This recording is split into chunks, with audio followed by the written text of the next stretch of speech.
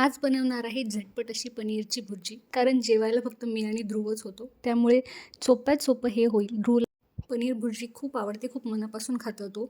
कढईमध्ये मी तेल गरम करून जिरं मोहरीची फोडणी टाकली. बारीक चिरलेला एक कांदा छान असा परतून घेतला.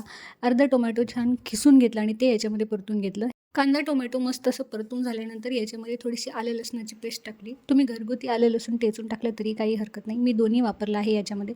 त्यानंतर सगळे मसाले जसे की लाल तिखट, कांदा लसूण मसाला, हिंग, कसुरी मेथी, मॅगी मॅजिक मसाला, थोडासा पनीर मसाला, हे सगळं मी याच्यामध्ये मिक्स करून घेतलं. तुम्ही तुमच्या आवडीनुसार अजून मसाले ॲड करू शकता.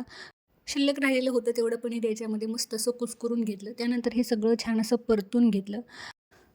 परतून झाल्यानंतर सगळ्यात शेवटी याच्यामध्ये चवीपुरतं मीठ टाकलं. अशा पद्धतीने आपली झटपट पनीर भुर्जी रेडी झालेली आहे. तुम्हीही घरी नक्की ट्राय करून पहा. लहान मुलांना ही पनीरची भुर्जी खूप आवडते. चला तर मग पटकन खायला या आणि जाता जाता सबस्क्राईब करा.